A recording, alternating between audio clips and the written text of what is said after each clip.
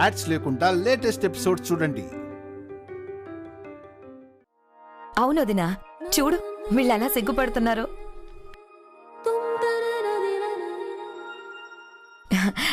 శాస్త్రి గారు, ముందుగా ఏ ముహూర్తం బాగుందో అది ఫిక్స్ చేయండి. ఇప్పటికే చాలా ఆలస్యం అయిపోయింది. ఆనంద్, స్మైలీ, మీరు సిగ్గుపడ్డం ఆపేసి శాస్త్రి గారు పెట్టిన ముహూర్తానికి సిద్ధమైపోండి. కాస్త ఆగవే హంస. శాస్త్రి గారు వాళ్ళ జాతకాలు కూడా చూసి ముహూర్తాలు పెడతారు కదా, అప్పుడు చెప్దులే ఇవన్నీ.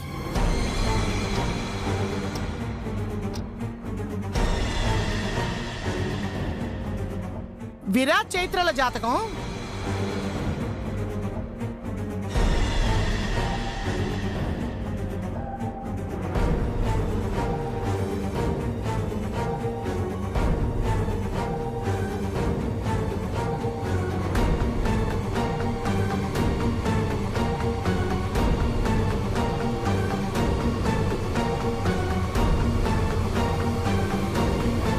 ఇప్పుడు చెప్పరా చిన్నోడా, మీ ఇద్దరి జాతకాలు మల్లె తీగలాగా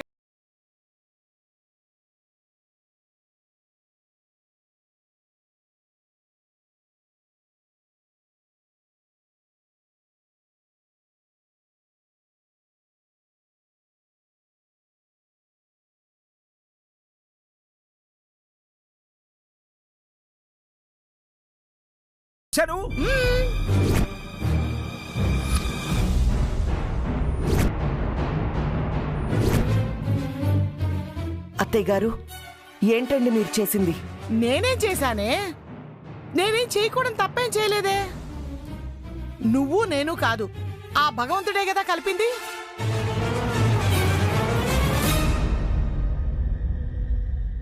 కనీసం ఈ బాధ్యతైనా మనం తీసుకోకపోతే ఎలా గోమతి? ముందు ఏం జరిగిందో ఆ గతం కాదు, ముందు ముందు ఏం జరగాలో, వాళ్ళ భవిష్యత్తుకు ఏది మంచిదో పెద్దవాళ్లుగా అది కదా మనం ఆలోచించాలి. అయినా ముడిపడిన ఆ బంధాన్ని మనం బలపరచాలి గాని బలవంతంగా దూరం చేయకూడదు. అమ్మా, నువ్వు చెప్పినంత గొప్పగా అక్కడేమి లేదు. ఆ ముడికి అంత విలువ లేదు. ఆ పనికి మాలిన విషయాన్ని అసలెంత పద్ధతిగా చెప్పినా ఏం ఉపయోగం లేదు. వదిలేసాయి. ఆనంద్, స్మైలీల జాతకాలివ్వు. ఎందుకే బీపీ పేషెంట్ లాగా అలా అరుస్తున్నావు? జాతకం ఏమన్నా నువ్వు చూస్తావా నీకివ్వడానికి?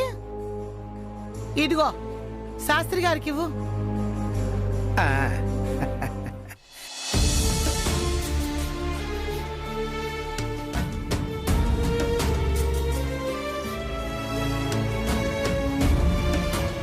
ఏంటి శాస్త్రి గారు, ముహూర్తం చూడమంటే లెక్కలు ఏమైనా రాస్తున్నారా?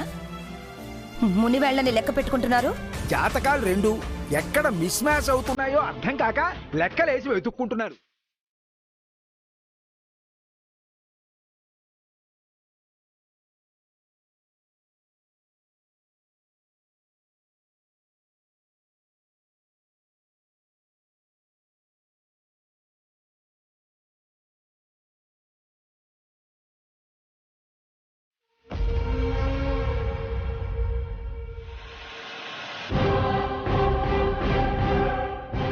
జాతకాలు కలవకపోవడం ఏంటి శాస్త్రి గారు? అబ్బే, నేను జాతకాలు కలవడం లేదు అని అంటం లేదమ్మా.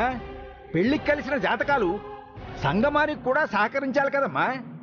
అలా సహకరిస్తేనే ఇద్దరి మధ్య అన్యోన్యత చిగురించి కాపురం పచ్చగా విరాజిల్లుతుంది.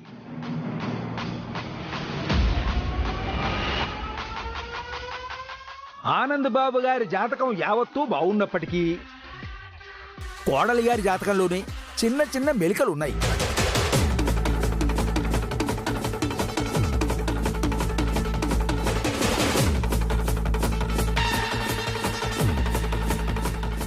దానివల్లనే ఈ మిస్ మ్యాచింగ్ అంటాను. అంటే అసలు ముహూర్తాలే లేవా? లేవా అంటే లేవని కాదమ్మా, జాతకాల్ని అటూ ఇటూ జిమ్నాస్టిక్స్ చేయిస్తే ఎల్లుండికి ఒక మ్యాచ్ ముహూర్తం దొరికిందమ్మా. అది తప్పించి అడిగింది కూడా ఒక్క ముహూర్తమేనండి.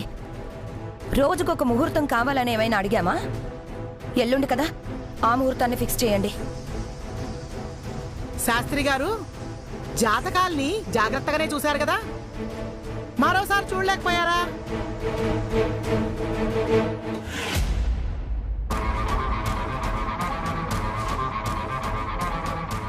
మరి అన్నదమ్ముల పెళ్లిళ్ళు ఒకే రోజు జరిగాయి. మరి ఈ కార్యాన్ని మనం వేరే వేరే రోజుల్లో జరిపిస్తే ఏ నష్టమూ లేదంటారా? నష్టం ఎందుకు లేదమ్మా, 2000.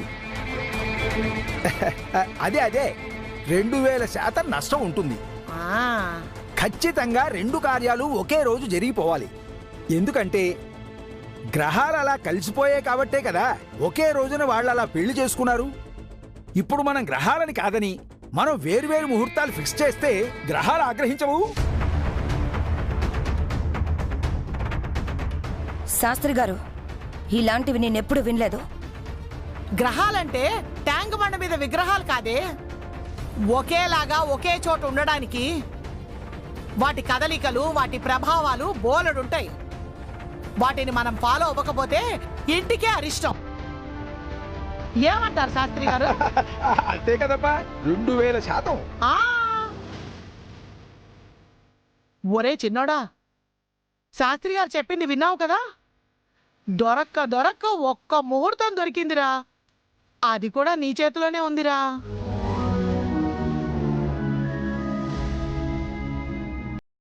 చిన్నోడా, నిన్నేరా? అమ్మా, ఈ ముహూర్తాలు గ్రహాలు మనుషుల్ని కలుపుతాయేమో గాని మనసుల్ని కాదు. మీ నమ్మకాలు దయచేసి నా మీద రుద్దొద్దు. సరేనండి పంతులు గారు, ఎల్లుండి మీరు చెప్పిన ముహూర్తమే ఆనంద్ స్మైలీల తొలి రాత్రి ముహూర్తంగా నిర్ణయించండి. ఇదిగోండి మీ సంభావన. ఎల్లుండి ముహూర్తమే ఫిక్స్ చేయండి. అమ్మా, ఒక్క మాట, సంభావన ఇచ్చారను మరొకటో కాదమ్మా. ఒక విషయం మాత్రం వాస్తవం, 2వ అబ్బాయి కార్యమే ముందు జరగాలి.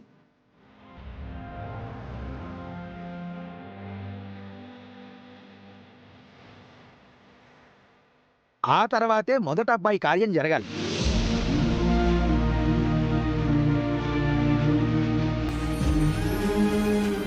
నేను శాస్త్రంలో లేనిది చెప్పటం లేదమ్మా, శాస్త్రాన్ని మార్చకూడదు అని చెప్తున్నాను. వెళ్ళొస్తానమ్మా.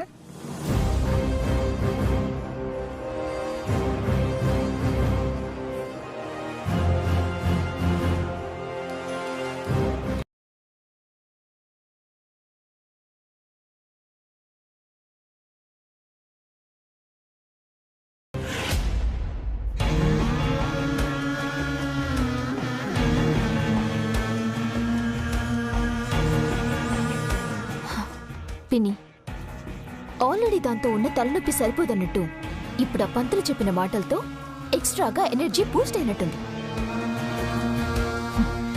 ఇంకా దాని ఇంట్లో అడ్వెంచర్లని ఆపట మనిద్దరి వల్ల అయ్యేలా లేదు.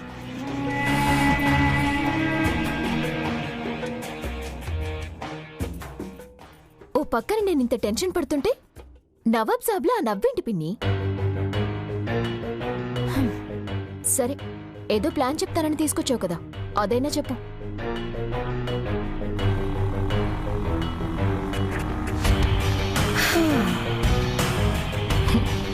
ప్లాను మన వైపే వస్తుంది చూడు.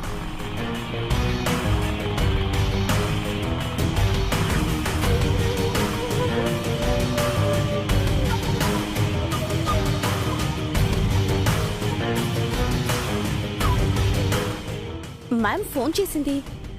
నేనే. మీరు ప్రస్తుతం నా డీటెయిల్స్ కంటే నీ గురించి తెలియడం మాకు ఇంపార్టెంట్ అనుకుంటా. నీ పేరు? విరాజిత మ్యామ్.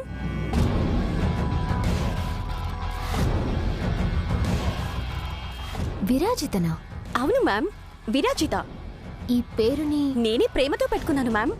నువ్వు ప్రేమతో పెట్టుకోవడం ఏంటి? మీ అమ్మా నాన్నలు నీకు పేరు పెట్టలేదా? పెట్టారు, కానీ ఏం పేరు పెట్టారో నేను వన్స్ అపాన్ ఎ టైంలో నేనే మర్చిపోయాను. వన్స్ అపాన్ ఎ టైంలో నీ పేరు నువ్వే మర్చిపోయావా? హ, పేరు మర్చిపోవడం ఏంటి పిన్ని? ఈ పిల్లకి వినిపించా? అవును, పిచ్చే. ఆ రాక్ స్టార్ విరాజ్ అంటే ఓ రేంజ్ పిచ్చి. ఆ పిచ్చి ఇష్టంతోనే నా పేరుని కూడా తన పేరుగా మార్చేసుకున్నా. రాక్ స్టార్ అంటే అంత ఇష్టమా? ఇష్టం చాలా చిన్న పదం, అంతకు మించి. ప్రేమ? అది కూడా సరిపోదు, అంతకు మించి. అంతకు మించి అంటే? ప్రాణం.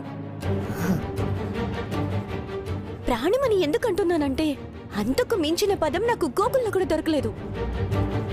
అసలు నా విరాజ్ కోసం నేను ఈ ప్రాణాన్నైనా ఈజీగా వదులుకునేంత పిచ్చి నాకు. I love Viraj, I want Viraj. తన కోసం any time anyway I'm ready for everything. నా విరాజ్తో ఒక్కరోజు గడిపినా చాలు, ఈ ప్రాణానికి మోక్షం లభించినట్టే. Yes Viraj, I love you, I love you, I love you Viraj. Okay okay okay okay great. Viraj అంటే నీకున్న ఎమోషన్ నాకు చాలా బాగా నచ్చింది. ఇందాకేమన్నావు? విరాజ్తో ఒక్కరోజు గడిపినా చాలనే కదా? ఒక్కరోజేంటి మై డియర్, లైఫ్ టైం నిన్ను తన పక్కనే, తనతోనే, తనే నీకన్నీ అయ్యే అవకాశం ఇస్తే ఏం చేస్తావు?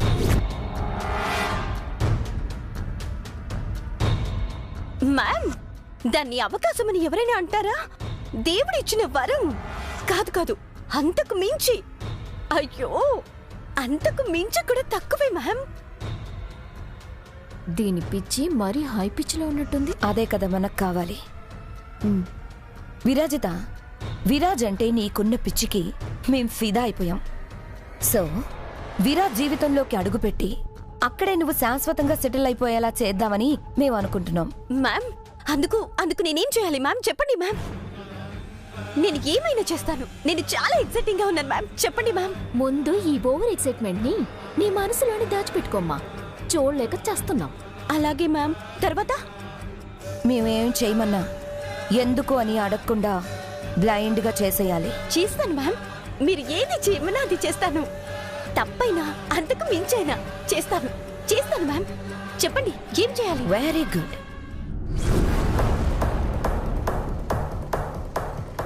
మ్యామ్, విరాజ్ గారి మేనేజర్ వంశీ గారు. అంటే నా రాక్ స్టార్ కూడా ఇక్కడే ఉంటారు. ఇది వీణ్ణి చూస్తేనే ఇంత ఎక్సైట్ అవుతుంది, ఇంకా విరాజ్ గారిని చూస్తే ఏంటి దీని పరిస్థితి? రేపో మాపో అతనితోనే జీవితాన్ని పంచుకోవాలి. ఈ మాత్రానికే నిన్ను నువ్వు కంట్రోల్ చేసుకోలేకపోతే ఎలా? నమస్తే మేడం.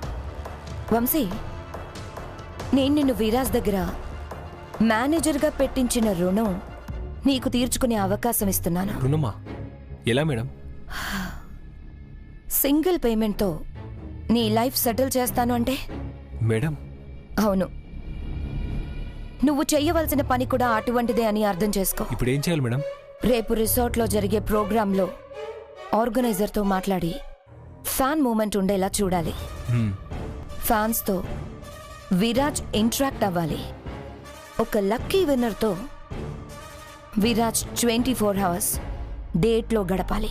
డేటా? సార్ అవన్నీ ఎప్పుడూ మానేశారని విన్నాను మేడం. నిన్ను వదిలేశాడు, మళ్ళీ వచ్చావు కదా. అవసరం, అవకాశం మనిషిని ఎన్ని రకాలుగా అయినా మార్చేస్తుంది. మేనేజర్వి, మేనేజ్ చేయడమేగా నీ పని, మేనేజ్ చేయడానికేగా నీకీ మనీ. అర్థమైందా? అర్థమైంది మేడం, చేస్తాను. ఇదిగో ఈ అమ్మాయే ఆ లక్కీ విన్నర్. ఏం చేస్తావో చెయ్యి, కానీ 1,00,000 మందిలో ఉన్న విరాజ్ దృష్టి ఈ అమ్మాయిపైనే ఉండాలి. విరాజ్ మైండ్లో ఈ అమ్మాయి ఫేస్ ప్రింట్ అయిపోవాలి. ఓకేనా? అలాగే మేడం. అక్కడంతా మన ప్లాన్ ప్రకారమే జరుగుతుంది. సరేనా మేడం? ఈ అమ్మాయిని కూడా నీతో పాటే రిసార్ట్లో ఎంటర్ చేయి. అలాగే madam. Thank you ma'am, thank you so much. వెళ్ళు.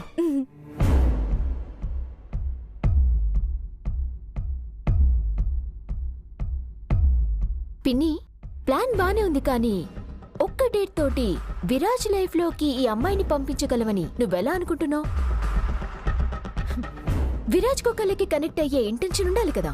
ఇంటెన్షన్ దేవుందిలే స్మైలీ, ప్లాన్ చేస్తే అన్నీ వర్కౌట్ అవుతాయి. డేట్ అంటే కలిసి తినేసి బిల్ కట్టి ఎవరికి వాళ్ళు వెళ్ళిపోవడం అనుకున్నావా? No no no no no no. ఇక్కడ డేట్ అంటే ప్లేట్తో మొదలై బెడ్ మీద వరకు వెళ్తుంది. అంతేకాదు, అది చివరికి ప్రెగ్నెన్సీకి కూడా దారితీస్తుంది. ఆ తర్వాత పబ్లిక్లో రచ్చ. ఏం చేయాలో తెలియని స్థితిలో విరాజిత మెడలో తాళి కట్టేయడం ఇదో పెద్ద న్యూస్ అయిపోవడం. ఎస్, ఆ తర్వాత మనమే అత్తయ్యని ఒప్పించి విరాజితని ఇంటి కోడలిగా రప్పించే ఏర్పాట్లు చేయటం. అంతే కదా పిన్ని? ఎగ్జాక్ట్లీ. ఎస్. ఇంత జరిగిన తర్వాత ఇక చైత్ర ఇంట్లో ఎలా ఉంటుంది? అది ఏ ప్రేమనైతే నమ్మిందో ఆ ప్రేమే వేరొకరికి పంచాడని తెలిసాక అదేం చేయగలదు? చేసేదేమీ లేక వెళ్ళిపోవడం తప్ప.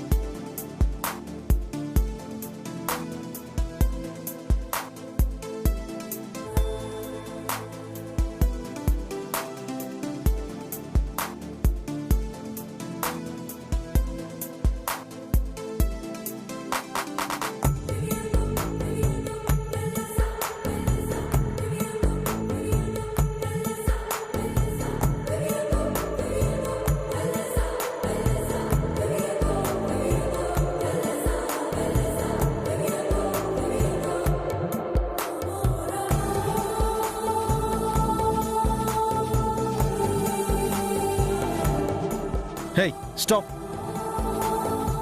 హే స్టాప్ ఇట్. నువ్వేంటి నా రూమ్లో నా గిటార్తో ఏం చేస్తున్నావు? నేనేగా. అయితే ఏంటి? నా గిటార్ ప్లే ఎలా ఉంది? బాగానే ప్లే చేశానా? కనెక్ట్ అయ్యావా? నువ్వు ఎలా ప్లే చేసినా నేను నీకు కనెక్ట్ అవ్వను. అయ్యో నా మొగుడా, నేను ఏ రాగం మొదలు పెట్టినా నీ పాట నీదేనా? అవును, నా పాట నాదే. ముందు గిటార్ ఇవ్వు. అరే అరే ఇవ్వు. ఇవ్వను. ఏ? పట్టుకుంటే అరిగిపోతుందా విరిగిపోతుందా? దానికంటూ ఒక వాల్యూ ఉంది, అది నా ఎమోషన్. ఆ విలువ పోవడం నాకు ఇష్టం లేదు. ఇవ్వు. అబ్బో ఎమోషన్. తాళి కట్టిన పెళ్ళానికి విలువివ్వడం తెలియదు కానీ టింగ్ టింగ్ టింగ్ అని వాయించే గిటార్కి మాత్రం ఎక్కడలేని విలువేస్తున్నారు. ఏమిటో ఇవింత. మర్యాదగా చెప్తున్నాను, గిటార్ ఇస్తావా లేదా? ఛా, విలన్లా అడుగుతున్నావు. ఇదెక్కడ మర్యాద స్వామి? ఇదిగో, నువ్వు భయపెట్టినంత మాత్రాన నీ పెళ్ళం భయపడుతుందనుకుంటున్నావేమో. నాకు ఒక లక్ష్యం ఉంది, అది నెరవేరే వరకు ఈ గిటార్ నీకు ఇవ్వను. నీ లక్ష్యం ఏంటో నాకు తెలుసు గాని అది నెరవేరేది కాదు. గిటార్ ఇవ్వు. నువ్వు నా అంతిమ లక్ష్యం అనుకుంటున్నావేమో. అది ఫైనల్ కన్నయ్య, ఇది ప్రెజెంట్ లక్ష్యం. ఈ గిటార్ మీద నీ మనసు స్పందించేలా ఒక పాట పలికించాలి. చీకట్లో మెనుగురులా నా హృదయం నీకు కనిపించాలి. దాని సవ్వడేంటో ఇక్కడ కాదు, ఇక్కడ వరకు వినిపించాలి. పాట పాడండి శ్రీవారు. ఈ రాత్రి ఎలాగో కార్యం అంట కదా. కార్యం ఏంటి కార్యం? ఛీ, పో బాబు. ఏం తెలియనట్టు నువ్వు అలా అడుగుతుంటే నాకు సిగ్గేస్తుంది. మామూలుగా అయితే తొలిరేయి భర్త భార్యకి గిఫ్ట్ ఇస్తాడంట ఆమె మనసు గెలుచుకోవడానికి. కానీ నేను నా భర్త మనసు గెలుచుకోవడానికి ఒక పాటని గిఫ్ట్ గా ఇవ్వాలనుకుంటున్నాను. ఐడియా ఎలా ఉంది? నీ మోహన్లా ఉంది. ఇది నీకు నచ్చిన మొహమే కదా, అయితే బానే ఉందన్నమాట. సోది పెట్టకుండా గిటార్ ఇవ్వు. నేను ఇవ్వను. ఇవ్వు. ఇవ్వను. ఇవ్వు. ఇవ్వను. ఇవ్వు. ఇవ్వను.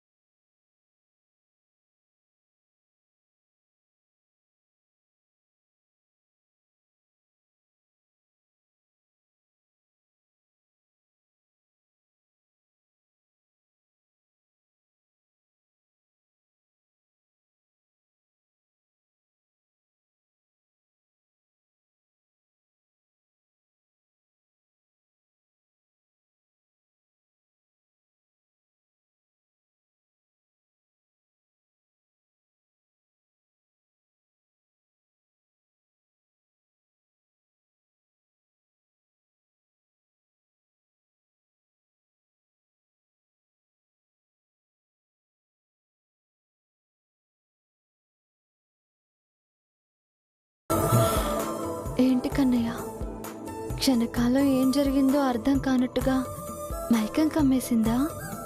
అలా అయిపోయా? మైకం లేదు, ఏం లేదు. వెళ్ళిక నుంచి. వెళ్తానులే, కానీ నా పాట నీకు వినిపించే వెళ్తాను. పాట లేదు, ఏం లేదు. వెళ్తావా లేదా? ఒక్కసారి చెప్తే అర్థం కదా? నాకు అర్థమవుతుంది, నీకే నా మనసు అర్థం కావడం లేదు. అదే కనుక అర్థమై ఉంటే ఊరికే ఊహాలోకంలో తేలిపోయే బదులు హ్యాపీగా ఏ హనీమూన్ ట్రిప్కో వెళ్ళిపోయే వాళ్ళం. అది చేసుకునే ఆలోచన లేకుండా చేసావు కదా. ఇక నువ్వు ఎన్ని పిచ్చి ప్రయత్నాలు చేసినా ఏం లాభం లేదు.